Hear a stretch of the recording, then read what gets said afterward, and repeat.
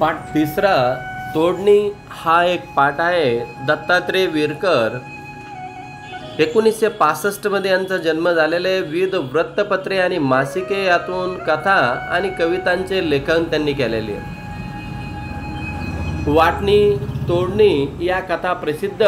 ऊस तोडणी कामगारांच्या समस्यांचे वास्तव्य या कथामधून मांडले आहेत. वसंत आणि मीरा या ऊस तोडणी कामगारांच्या मुलांच्या मनातील शिक्षणाविषयीची तीव्र ओढ प्रस्तुत पाठामध्ये व्यक्त केली आहे.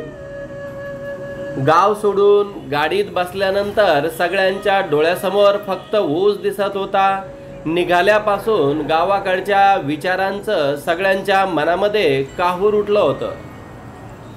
ऊस तोडणीला जात असताना किंवा ऊस तोडणीच्या कामावर जात असताना सगळ्यांनी आपापल्या काम आवरलं होतं. सगळेजण ऊस तोडायला जाण्यासाठी गाडीमध्ये सुद्धा बसले होते आणि सगळ्यांच्या मनामध्ये एकच काहूर उठलं होतं की परक्या गावात आपण केव्हा आलो हे तारा आणि शंकरला उमगलंच नाही. सगळ्यांच्या तोडणीवाल्यांनी मराठी शाळेजवळ मोकळ्या जागेमध्ये गाड्या सोडल्या होत्या आणि ऊस तोडणीला गेल्याच्या नंतर तिथे एक जी मराठी शाळा होती त्या शाळाच्याच बाजूला यांच्या गाड्या सोडल्या होत्या. बैलांच्या मानेवर जू खाली ठेवता सगळी बैल सेफ्टी अंगावर मारत अंग खाजवायला लागली होती. बैलांनाही थोडा दिलासा मिळाला होता. प्रवास करून थकल्याच्या नंतर बैलांनाही थोडा विसावा मिळाला. बायकांनी गाडीजवळच्या चुली पेटवल्या. बाप्या माणसांनी म्हणजेच माणसांनी बैल आणि पोरांना बादल्या कळशा घेतल्या आणि नदीवर गेली. पाणी आणण्यासाठी दमून थकून आल्याच्या नंतर स्वयंपाकासाठी काही पिण्यासाठी काही वेगवेगळ्या कामासाठी पाणी आणावं लागतं. त्यासाठी हे मुलं आणि त्यांचे गडी माणसं नदीवर पाणी आणायला गेली. दामूनही आपलं बैल नदीवरून पाणी पाजून आणलं आणि मीरा वसंतला झिऱ्यावर पाणी आणण्यासाठी नंबर लावला होता. तारानं भाकरी थापून तव्यावर पिठलं टाकलं. तेवढ्यात पोर पाणी घेऊन आली. अहो पाचुंदा सोडा. लक्ष्मीनं दिलेला आवाज दामून ऐकला आणि पाचुंदा सोडून गुडघ्यानं सरमाड कडाकडा मोडून बैलासमोर सारलं. आपल्या सगळ्यांच्या सुविधा झाल्याच्या नंतर नदीवरून पाणी आणल्याच्या नंतर लक्ष्मीनं आपल्या पतीला सांगितलं की बैलांना चारा पाणी टाका. म्हणून त्याने काय केलंय पाचुंदा मोडला आहे आणि पाचुंदा मोडून लक्ष्मीने सांगितल्याप्रमाणे त्याने बैलाला सरमाट टाकलेला आहे. तसा रामा धोंडू शंकर सगळ्यांनी आपापल्या परीनं बैलासमोर सरमार मोडून टाकलेलं आहे. आणि यांचं बघून दुसरे जे लोक होते रामा होता, धोंडू होता, शंकर होता, यांनी आपल्या बैलांना काय केलेलं आहे सरमार मोडून टाकलेलं आहे. पिठलं भाकरी पोटामध्ये ढकलून सगळ्यांनी आतरून पसरलं आहे. विश्रांतीची वेळ झालेली आहे. तिथे गेल्याच्या नंतर सगळेजण थकले होते. थकल्याच्या नंतर त्यांनी आपापलं काम आटपवलंय आणि आटपवल्याच्या नंतर पिठलं भाकरी जेवण केल्याच्या नंतर थकवा कमी व्हावा, थोडासा विश्रांती घ्यावी म्हणून त्यांनी आतरुणावर पडलेली आहेत. तांबडं फुटतात म्हणजे सकाळ होताच तारा झटकन अंग झटकून उठली. तिनं जर्मलच्या पातेल्यामध्ये चहा ठेवला. सकाळी उठल्याबरोबर सगळ्यांना सवय लागलेली की चहा पिण्याची. त्या पद्धतीने तांबडं फुटताच ही तारा नावाची बाई सुद्धा उठलेली आहे. तिनं आपलं अंग पटकन झटकलं आहे, आळस झटकवलेला आहे. का तर आपल्याला शेतामध्ये जायचंय, ऊस तोडणीला जायचंय, ऊस तोडायचा आहे. आपल्याला उशीर झाला नाही पाहिजे. सगळ्याबरोबर आपलं आवरलं पाहिजे. शंकर सुद्धा जांभाई देत उठलाय. त्यानं आतरुणांची वळवटी केली. वळवटी करणे म्हणजे घडी घातली आहे. तारानं तोंडाचा पोचारा मारला म्हणजे तोंडावर पाणी मारलं आणि तोंड धुतलंय. बिन दाढीच्या कपात लाल चहा शंकरच्या पुढ्यात केला. चहा पुढ्यात करणे म्हणजे चहा समोर ठेवणे. सगळ्यांनी आपापलं तोंड धुतल्याच्या नंतर ताराने काय केलेलं आहे की शंकरला सांगितलेलं आहे की चहा तयार झाला आणि चहा पिण्यासाठी या. पण कपाला दांडी नव्हती म्हणून बिन दांडीच्याच कपामध्ये लाल कलरचा चहा म्हणजेच काळी चहा, दूध नसलेली चहा घ्या हा चहा. शंकरने चहाचा कप हातात घेतला. शंकर, अरे ये शंकर, अरे मामू चिठ्ठी घेऊन गेलाय. आणि यांची सर्वस्व तयारी झाल्याच्या नंतर यांना ऊस तोडणीला जायचंय म्हणून मामू चिठ्ठी घेऊन गेलाय. निघाय पाहिजे म्हणजे चला लवकर आवरायला पाहिजे. दामूचा आवाज कानावर पडताच हा आलू आलू म्हणजे आलो आहे बाबा असं म्हणून शंकरने घटाघटा चहा पोटात ढकलला. चहा पोटात ढकलणे म्हणजे काय? जाण्याची गडबड आहे. जाण्याच्या गडबडीमुळे आपण जर चहा पीत बसलो तर सगळे पुढे जातील आणि आपल्याला उशीर व्हायला नको. आपल्यालाही त्यांच्या बरोबर जायचंय म्हणून त्यांनी पटापट चहा असा पिलाय आणि तो सुद्धा निघाला आहे. सगळ्यांनी नदीच्या काठावर मोकळ्या रानामध्ये सामान उतरलं आणि थळांचा रस्ता धरला. आता ऊस तोडणीच्या रानाकडे जायची गडबड सुरू झालेली. सगळ्यांनी आपलं आवरलेलं आहे आणि रस्ता धरलेला आहे. शंकर आणि ताराई आपल्या कोयत्या सोबतीला घेऊन मीरा आणि वसंतला बरोबर घेतलेलं आहे. आज ऊस तोडणीचा पहिलाच दिवस होता तरी उघड्यावर झोपून थंडीनं अंग काकडून निघतंय. म्हणून दुपारी थळातून लवकर परतायचं असं सगळ्यांनीच ठरवलं होतं. दिवस थंडीचे होते. थंडीचे दिवस असताना काय सांगितलंय त्यांनी? सगळ्यांनी विचार केला की आपण सकाळी लवकर जायचंय आणि दुपारच्या वेळेच्या नंतर आपण काय करायचं, वापसही सगळ्यांनी लवकर यायचंय. थळात पाय ठेवतात शंकरनं उसावर घाव घालायला सुरुवात केली. मीरानं मोळ्या बांधायला दिवसभर माथ्यावर केव्हा आला हे समजलं सुद्धा नाही. आणि ऊस तोडणीचं काम पटापट करावं लागतं. कोणती वेळ न गमावता त्यांनी आपल्या कामाला सुरुवात केलेली आहे. आणि ज्या टायमाला वसंत हा कोयता घेऊन थळामध्ये शिरलेला आहे. थळामध्ये शिरल्याच्या नंतर ऊस तोडीचा पहिला दिवस होता. पाय ठेवताच त्यांनी ऊसावर घाव घालायला सुरुवात केलेली. ऊस खाली पाडायला सुरुवात केलेली आणि ऊस खाली पाडलेले बांधावे लागतात म्हणून शंकरला मदत व्हावी मीरा त्या ऊसाच्या मोळ्या बांधत होती. हिरवा चारा मिळाल्यानं बैल सुद्धा मस्त जोगली होती. म्हणजे त्यांचं मन खाण्यामध्ये लागत होतं. ऊसाचे जे काही हिरवा चारा होता तो त्यांना मिळाल्यामुळं पोट भरून त्यांना खायला सुद्धा मिळणार होतं. सगळ्यांनी वाडे टाकून शंकूच्या आकाराच्या कोप्या बांधून सामान लावलं आणि शंकू आपण गणितामध्ये जसा शंकू पाहतोय त्या आकाराच्या त्यांनी खोप्या तयार केलेल्या आहेत. खोप्या तयार करून त्यांचं जे काही सामान होतं, त्यांचं जे काही जेवणाचं सामान, झोपण्याचं सामान, खाण्याचं भांडी, कपडे, त्यांच्या पेट्या ह्या त्या खोप्यामध्ये त्यांनी आणून ठेवलेलं आहे. म्हणजे सामान लावलेलं आहे. तसं तारानाही सामान लावून चिमणीचा उजेड करताच मीराला वसंत पुस्तक गवसलं. वशा तुपलं पुस्तक. मीराचा आरडाओरडा ऐकून वसंतला शाळेची आठवण झाली आणि वसंत कोफी बाहेर बसलेल्या शंकरच्या मागे जाऊन उभा टाकला.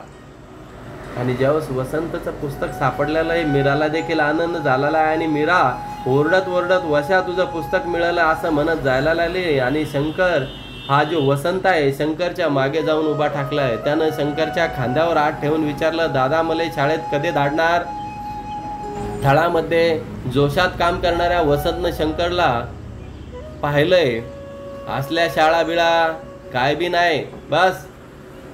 आणि वसंत परिस्थिती गरिबीची असताना आणि शाळा शिकण्याची ऐपत नसताना वसंतला वाटतंय की आता पोराला शाळेचा लळा लावण्यापेक्षा शाळा बिळा काय नसतंय.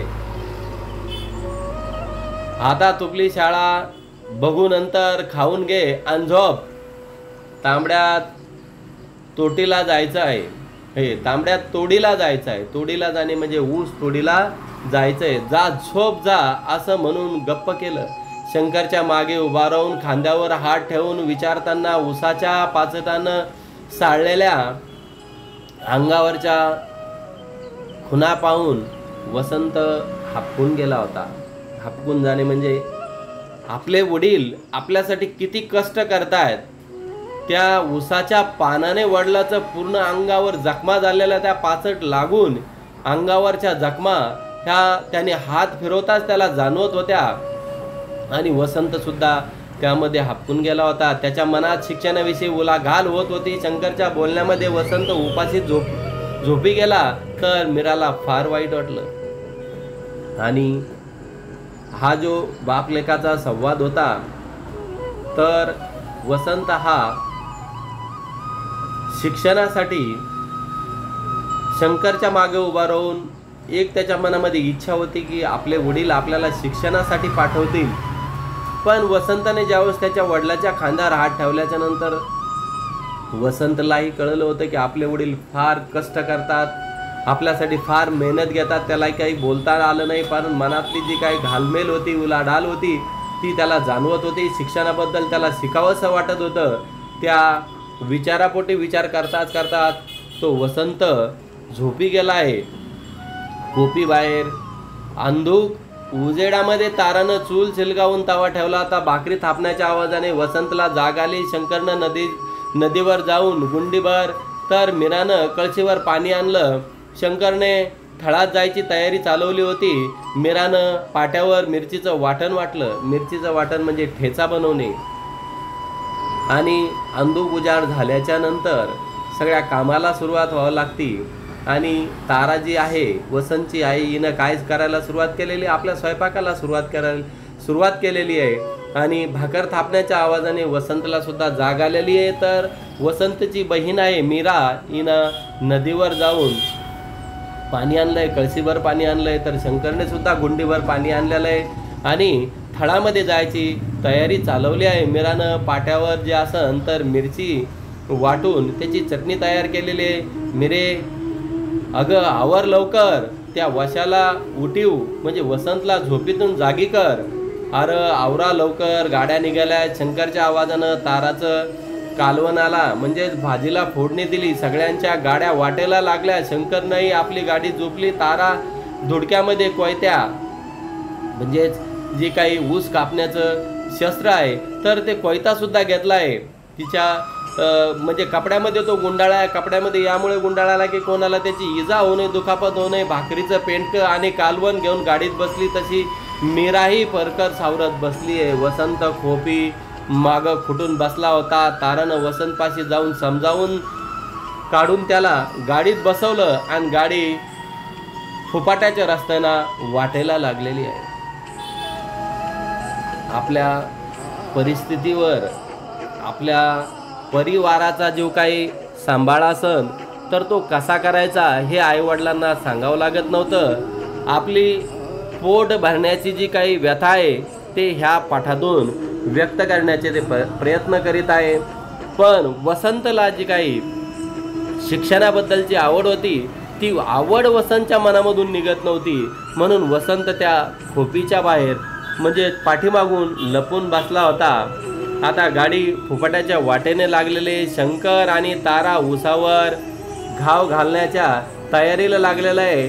खुटून बसलेला जो काय वसंत होतं तर तारानं वसंतपाशी जाऊन त्याला समजावून काढत त्याला गाडीत बसवलं। गाडी आता रस्त्याला लागलेली आहे। तिथे गेल्याच्या नंतर शंकरने त्या उसावर घाव घातले तर मीरा आणि वसंत त्यांच्या मोळ्या बांधून सडकेला आणून टाकत होत्या। सडकेवर पडलेल्या कागदावर वसंतची एक नजर खिळली म्हणजे त्याच्यावर वसंत नजर पडली आहे। आणि नजर पडल्याच्या नंतर काय होतंय की त्याला जी वाचनाची आवड होती ती पुन्हा एकदा मनामध्ये उचबळून येते। सडकावर पडलेल्या कागदावर वसंतची नजर खिळली तसा वसंतने कागद उचलला आणि हातात धरला, पण कागदावर संस्कृतमधल्या शब्दाचा उलगडा नीट होत नव्हता।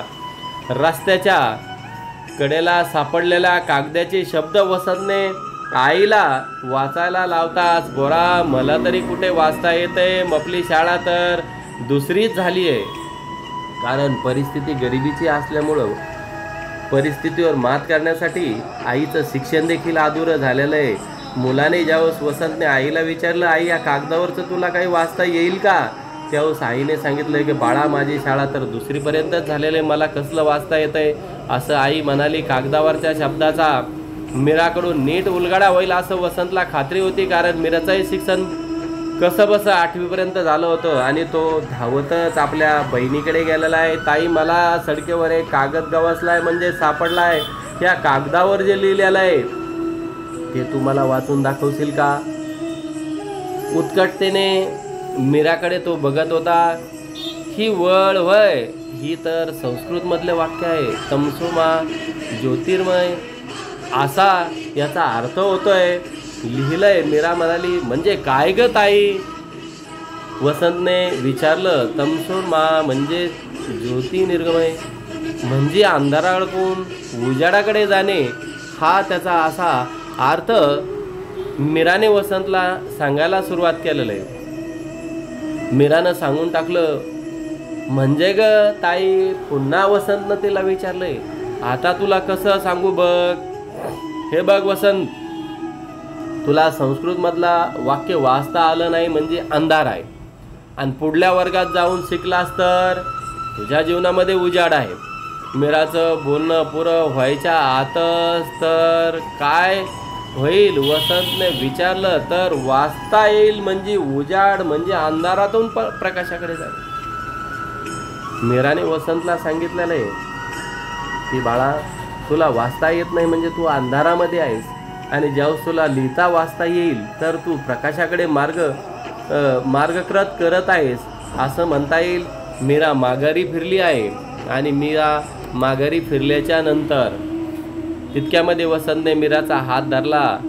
थांबत म्हटला, अगं पण दादानी शिक्षण तोडले तवा वाचायला तरी कसं येणार ताई? काही झालं तरी मी शिकणारच. त्याचं हे बोलणं ऐकून तडातडा तुटणाऱ्या ऊसागत वसंतचंही शिक्षण तुटत असल्याची जाणीव शंकरला होत होती. आणि हे जे मीराचं आणि वसंतचं बोलणं आहे, त्याचे वडील जे असन, त्याचे जे काय वडील आहे, त्याचे वडील काय करत होते? ऐकत होते. आणि ऐकत असल्याच्या नंतर त्यालाही वाटू लागलं, जसं आपण ऊस तडातडा तोडत होतो तसं आपण आपल्या मुलाचंही शिक्षण तोडत होतो, असं त्याच्या मनाला जाणीव होऊ लागली. बाजार असल्यानं आज तोडणी बंद होती. आजूबाजूच्या कोपीमधले जे काही माणसं होती, तर त्या आजूबाजूच्या कोपीमधल्या माणसांनी यांना सुट्टी असल्यामुळं सारी पोरं शाळात देखील गेली होती. शाळात गेल्या खातीर वसंत एकटा आज खोपीबाहेर बसून काय करावं या विचारात होता. शेजारच्या कोपीतून दामूची बायको लक्ष्मी कालवनाच्या फोडणी वाटायला बाहेर आली होती. पाट्यावर मीठ मिरची वाटता वाटता लक्ष्मीनं वसंतकडे पाहिलं. वशा, तू आज शाळेला नाही गेलास होय र? आणि दामूच्या बायकोने लक्ष्मी आली आहे आणि लक्ष्मीनं विचारलंय की अरे वसंत, तू आज शाळेला का नाही गेलास? वसंतने हातातला खडा खाली फेकला. कसा जाणार म्हणत मानेला झटका देत तो खोपीत शिरला. अहो वसंतची मा, असं म्हणत लक्ष्मीनं ताराला आवाज दिला आहे, साथ घातली आहे. आले ओ माय आले. आणि खोपीच्या बाहेर येत आले आले म्हणत खाली वाकत खोपी बाहेर आलेल्या ताराला पाहून अव समधी लेकरं शाळेला गेली आणि तुपलं. वाटणाची परात हातात घेत लक्ष्मी उभी बाहेर राहिलेली होती आणि बाहेर राहून दोघी एकमेकीला बोलत आहेत.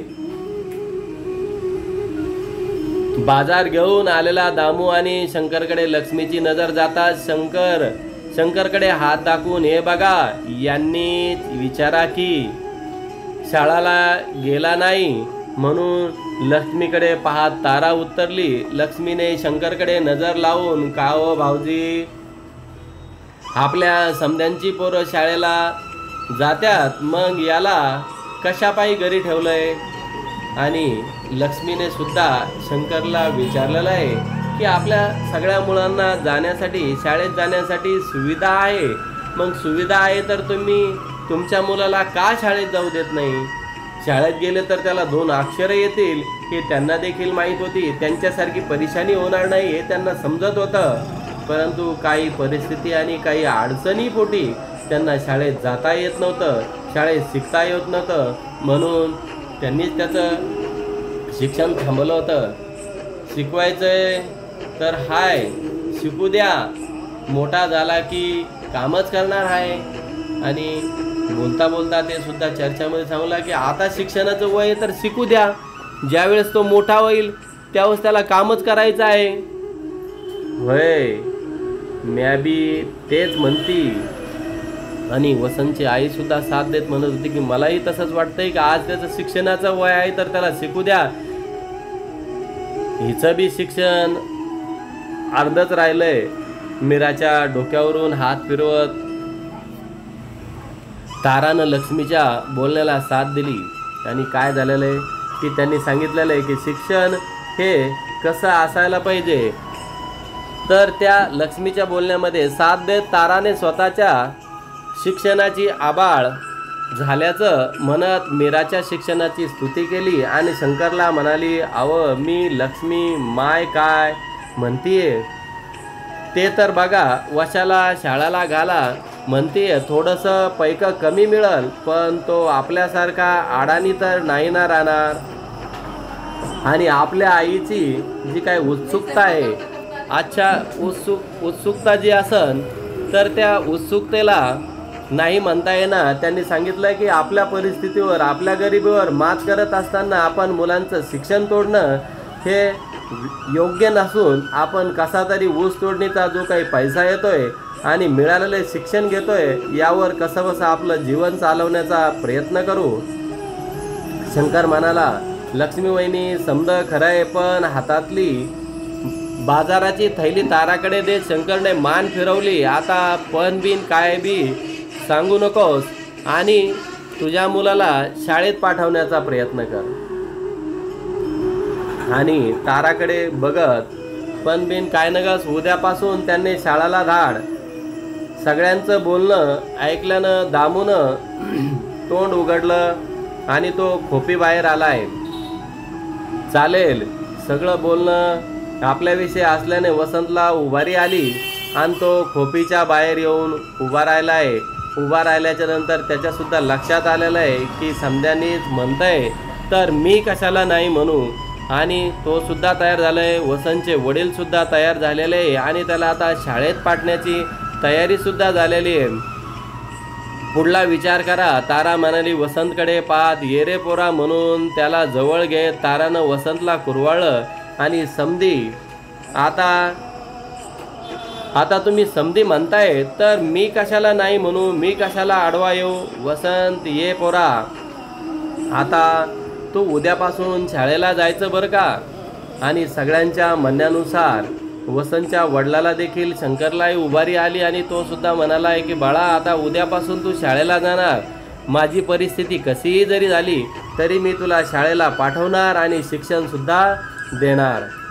आता तुम्ही समजाच म्हणताय तर मी कशाला आडवं येऊ. ये इकडं पोरा, आता उद्यापासून शाळेला जायचं बरं का. हे बघ, पुढच्या बाजारी आपण तुझ्यासाठी पेन आणि पाटी आणून. वसंतला जवळ घेऊन पाठीवरून हात फिरवत शंकर म्हणाला, मीराच्याही आनंदाचा आनंद पारावर राहिला नाही. तिचेही डोळे पाण्याने भरले आणि वसंतला शाळेत पाठवण्याचं नक्की झालंय. आपल्या परिस्थितीवर मात करून, कोणत्याही निर्धाराने, कितीही अडचणीवर मात करून वसंतला आता शाळेत पाठवण्याचा त्याचा वडिलाचा निर्धार पक्का झालेला आहे. ऊस तोडणी करून सुद्धाही आपण मुलांना शाळेत पाठवत आहोत.